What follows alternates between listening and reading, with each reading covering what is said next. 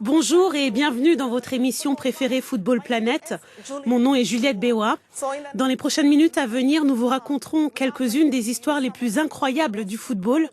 Nous aurons en exclusivité la légende du football africain Roger Milla.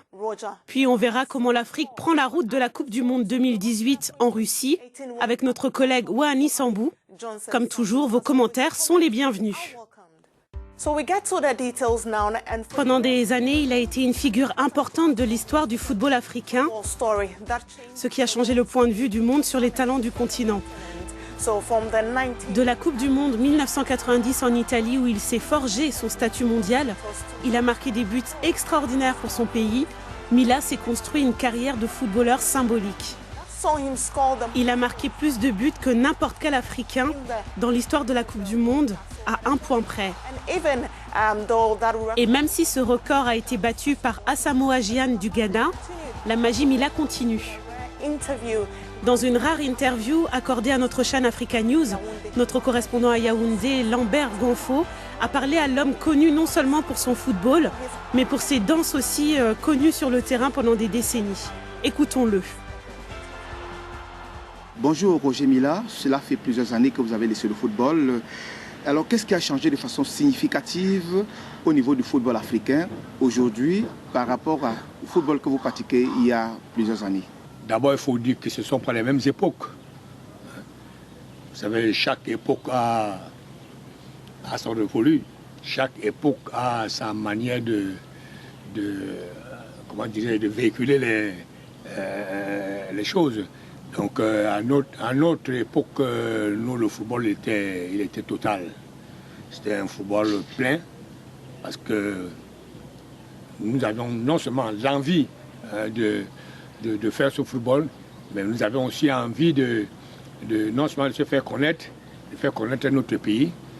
Et aujourd'hui, c'est pas la même chose. Vous savez, beaucoup de choses ont changé. Les données ne sont plus les mêmes. Aujourd'hui, le football est beaucoup plus médiatisé. C'est devenu un gros business. Beaucoup de choses ont été dites sur vous en tant que footballeur.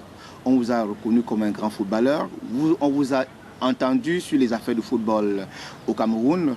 Alors, de tout ce qui est dit sur votre parcours, qu'est-ce que vous en pensez? Si je n'étais pas important dans le football, on ne parlerait pas de moi. Je suis même un peu déçu parce qu'on ne parle même pas trop de moi. Parce que si on parle de Pelé, qui a été le plus grand footballeur du monde, qu'on parle de Maradona et autres, on devait parler quand même d'un Roger Milla qui est le meilleur footballeur du siècle en Afrique. Donc on ne parle pas beaucoup de moi. Personne ne vient prendre contact avec moi. Il n'y a pas un documentaire sur moi, tout, alors que... Bref, je n'ai pas besoin de tout cela. Rien que mon nom tout seul à prononcer quelque part, les gens comprennent tous que c'est un Camerounais, c'est le footballeur du siècle et tout. Donc c'est un honneur, un plaisir pour mon pays, pour mon peuple. Le Cameroun, lors des éliminatoires de la Coupe du Monde 2018, va faire face à des pays coriaces. Alors que pensez-vous de votre équipe nationale, notamment dans sa configuration actuelle? Hugo Broos est arrivé, personne ne le connaît, moi-même je ne le connaissais pas. Aujourd'hui, moi je suis fier de lui. Pas seulement pour les résultats, mais par rapport à l'état d'esprit qu'il a apporté dans cette équipe. C'est-à-dire que le renouvellement de toute cette équipe, comment je peux dire, le changement dans la mentalité des joueurs et des dirigeants. Moi, je dis chapeau, parce qu'aujourd'hui, l'équipe nationale Cameroun n'a plus ces problèmes que nous avions avant. C'est vrai que dans notre poule, il y a des coriaces que nous connaissons, dont nous avons joué contre eux, tout. Donc, ils ne nous font pas peur.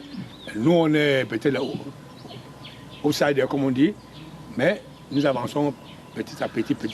Et je pense qu'avec notre sérieux, la discipline qui règne actuellement dans l'équipe nationale, nous attendons le but. Donc quelques notes importantes sur Roger Milla. Son excellence, sa technique et son sens du but lui ont valu de nombreux admirateurs et il reste une des figures populaires du football africain. Vous êtes toujours sur Africa News et vous suivez Football Planet. Il est temps de faire un point sur les quelques qualifiés de la Coupe du Monde 2018. Comme vous le savez, la bataille est toujours en cours pour l'Afrique afin de participer à cette compétition.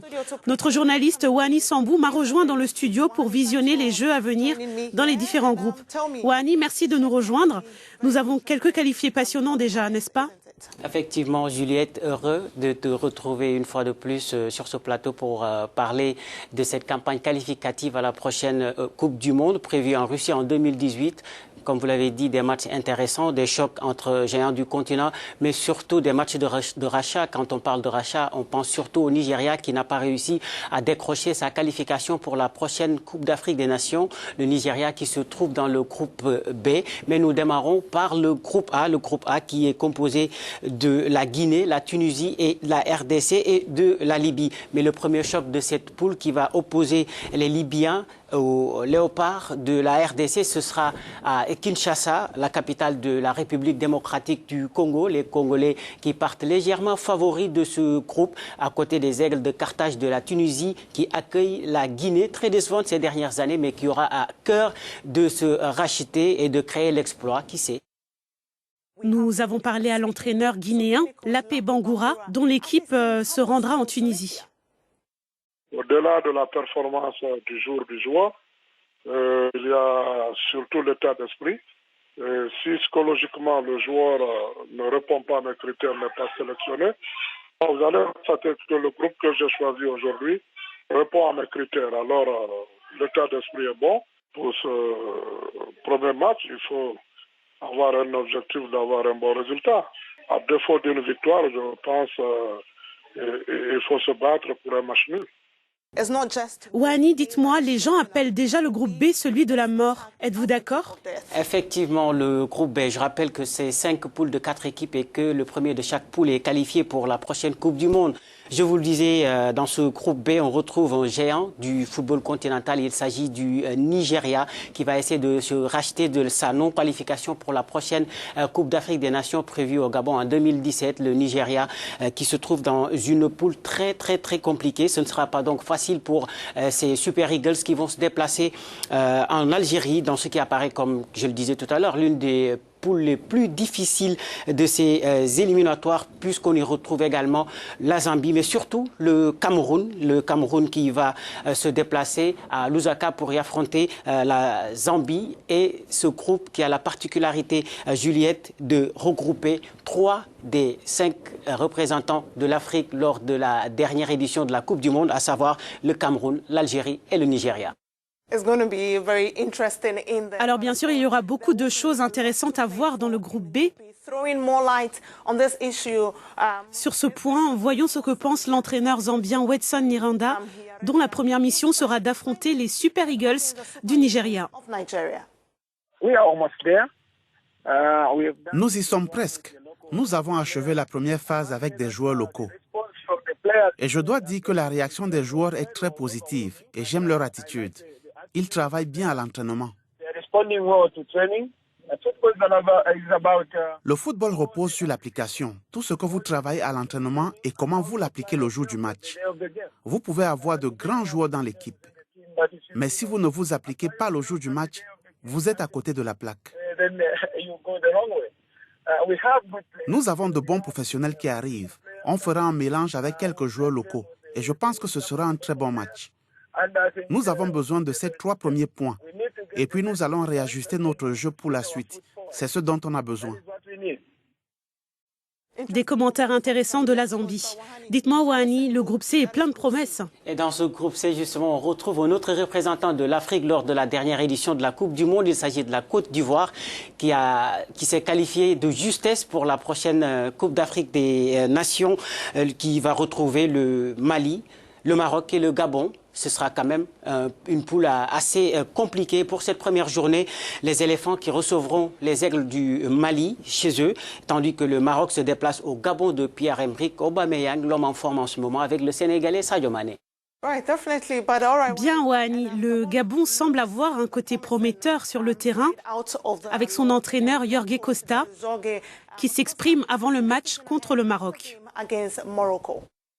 Maintenant samedi, on a un match très important contre le Maroc. Ça, c'est un objectif. Nous sommes dans un groupe qui c'est vraiment un groupe difficile, avec le Maroc, le Mali et la Côte d'Ivoire. C'est seulement une équipe qui part pour la Coupe du Monde. Ce n'est pas facile pour nous, mais nous sommes là. On va faire tout pour aller pour la première fois à la Coupe du Monde. Passons maintenant au groupe D. Je le disais tout à l'heure, Pierre-Emerick Aubameyang, l'homme en forme, et le Sénégalais Sadio Mané, l'attaquant de Liverpool, qui aura la lourde tâche de conduire les Lions vers une deuxième qualification après 2002 et la bande à El Hadji Diouf qui avait réussi à se hisser en quart de finale. Le Sénégal qui peut donc se prévaloir d'un statut de favori après son sans faute lors des éliminatoires de la Coupe d'Afrique des Nations. 6 matchs, 6 victoires, une première dans l'histoire de ce pays, a confirmé tout de même à Dakar, tout d'abord devant le Cap-Vert, qu'ils accueillent les Lions de la Teranga. L'autre match du groupe mettra aux prises l'outsider sud-africain qui va se rendre au Burkina Faso pour y affronter les étalons. Attention à cette équipe de l'Afrique du Sud. Et maintenant, Wahani, le dernier groupe, le groupe E, qui pourrait être aussi fort que le groupe B, avec le Ghana, l'Ouganda, le Congo et l'Égypte. Effectivement, nous terminons juste par ce groupe E, qui est aussi un autre groupe de feu avec 2 duels au sommet très attendus entre le Ghana et l'Égypte. Mais ce sera pour plus tard, pour cette première journée. Les Black Stars du Ghana vont accueillir l'Ouganda alors que les Pharaons se déplacent tout près. Ce sera à Brazzaville pour affronter les Diables Rouges du Congo. Ça va être un groupe passionnant à regarder.